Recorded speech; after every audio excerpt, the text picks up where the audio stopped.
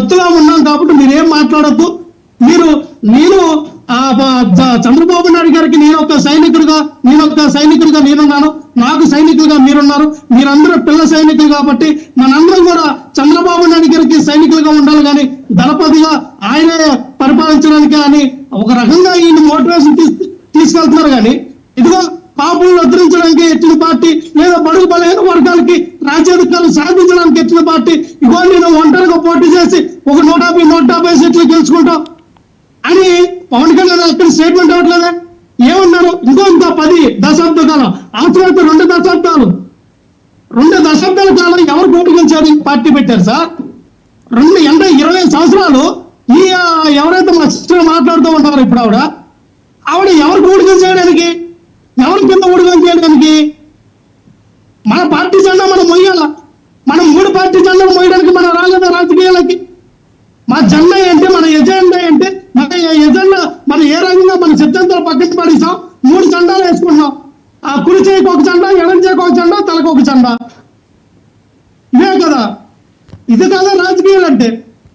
పవన్ కళ్యాణ్ గారి ఆలోచన విధానం 2014లో ఒకలాగా ఉంది, 2019లో ఒకలాగా ఉంది, 2024లో పవన్ కళ్యాణ్ ఆలోచన విధానం మారిపోయింది.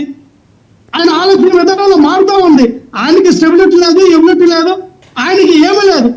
ఆయన ఏంటంటే ఒక పిచ్చోడి చేతిలో రాయిలాగా ఈ రోజున అధికారం వచ్చింది కాబట్టి, చంద్రబాబు నాయుడు గారిని కూటమిలో ఈ యొక్క సభ్యులు అయ్యారు కాబట్టి ఒక సీఎం తీసుకోవాల్సిన నిర్ణయాలు కూడా డిప్యూటీ సీఎం పవర్ ఏంటండి?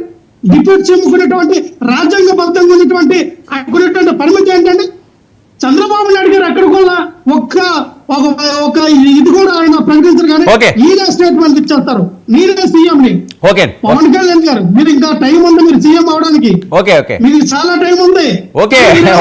పళ్ళకు పోయాలి, ఇంకొకరిని సీఎం చేయాలి, అవసరమైతే నారా లోకేష్ సీఎం చేయాలి, అవసరమైతే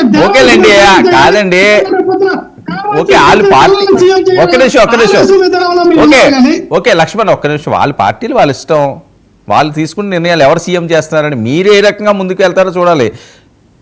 కృష్ణాంజలి ఒక్క నిమిషం. పవన్ కళ్యాణ్ గారు ఒక్క నిమిషం అండి, మీకు పవన్ కళ్యాణ్ గారు తన పార్టీని, తన సింబల్ని తెలివిగా, ఆయన తెలివితేటలతో ఈ విషయంలోనైతే ఆయన అప్రిషియేట్ చేయాలి. ఒంటరిగా పోటీ చేస్తే ఈ జన్మలో ఆ పార్టీకి సింబల్ రాదు, ఈ జన్మలో ఆ పార్టీని రికగ్నైజ్ ఎవరు చేయడానికి పవన్ కళ్యాణ్ గారు చేసి టీడీపీ తోక పట్టుకొని వాళ్ళ దీంతో ఆయన పార్టీని కాపాడుకున్నాడు. మాకు నష్టం కాదు.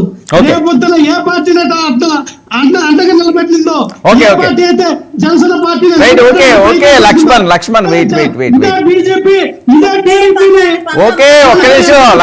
లక్ష్మణ్ ఇస్తాను. రేపొద్దున మాకు పోటీ అవుతాడు తప్ప. ఒక్క నిమిషం సార్, లక్ష్మణ్ ఇస్తాను నేను. వినండి, ఇంకా మిగతా వాళ్ళు మాట్లాడాలి కదా, నేను ఇస్తాను. పునాదుల నుంచి తీసేయడానికి పవన్ కళ్యాణ్ గారు రేపొద్దున పనిచేస్తారు. ఓకే